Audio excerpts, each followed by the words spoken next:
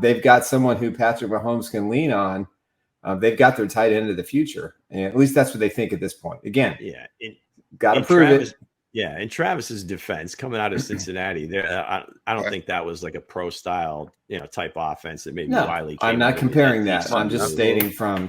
But in terms of maturity, physical ability, hey, Travis's personality is one of one. It's have to, as a coach, I don't know that anybody besides Andy Reid would have dealt with that. Now, he had experience with Jason early on, so he kind of knew Travis and kind of knew that he was going to have to kind of grow into himself. But I think a lot of coaches might have just said, we're not going to deal with this BS, and then they would have missed out on a real gold jacket. But timing, the places you land, it matters. And again, the tight end position just gets knocked down.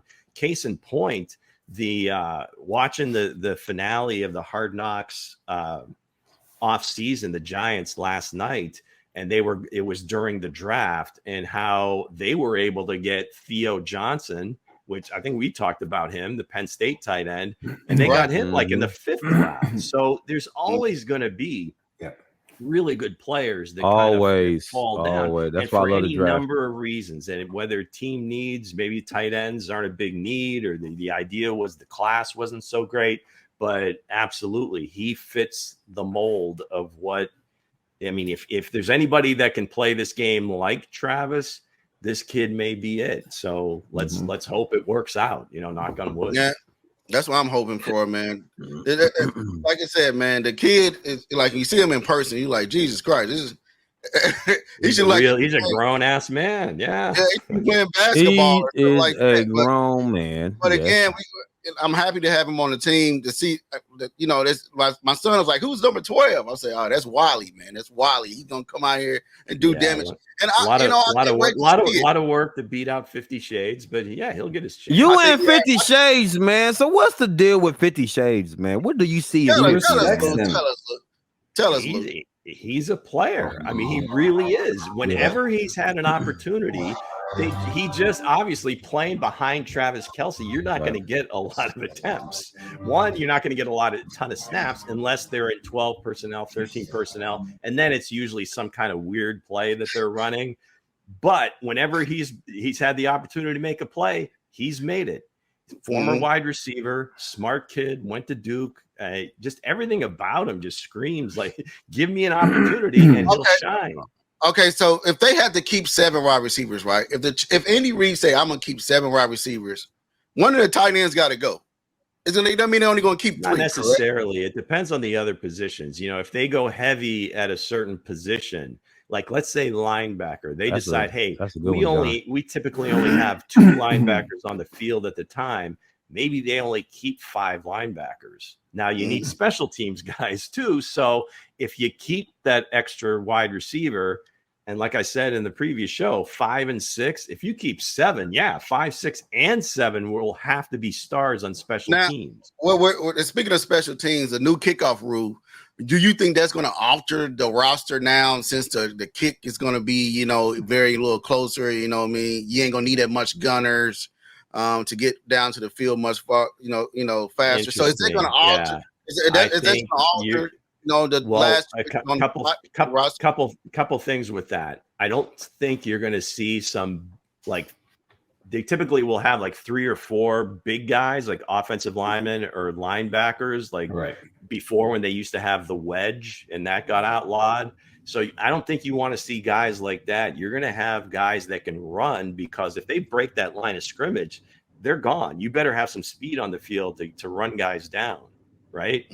So from that perspective, on that side, if you're kicking, you want to have, again, linebackers, safeties, maybe a couple of corners, and if the guy kicking can be a Justin Reed or a Zamet that can also, be a little tougher tackler than maybe Harrison Butker would be, that's an advantage too.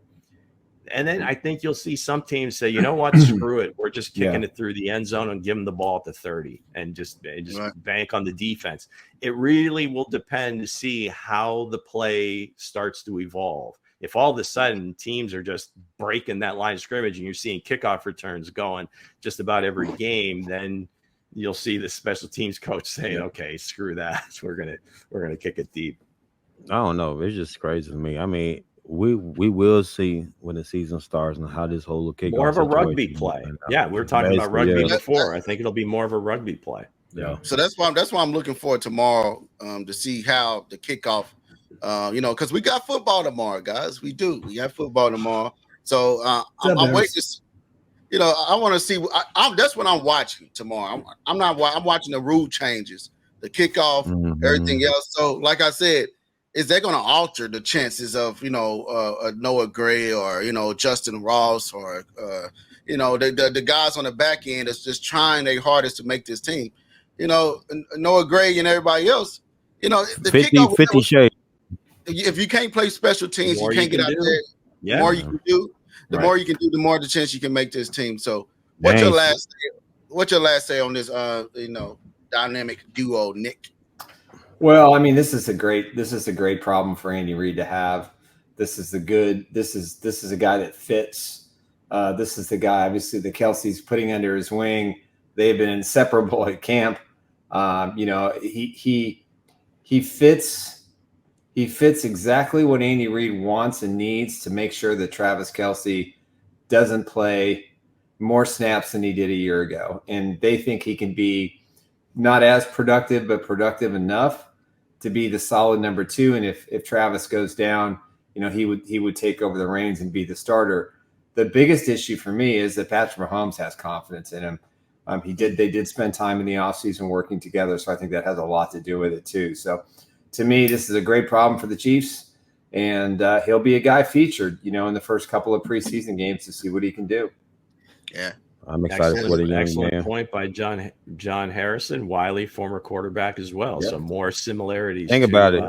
You to kill a Trav, or man, come on. The mustache and no beard, El Travador. El Travador. Like El Travador. That's my favorite. That's my favorite.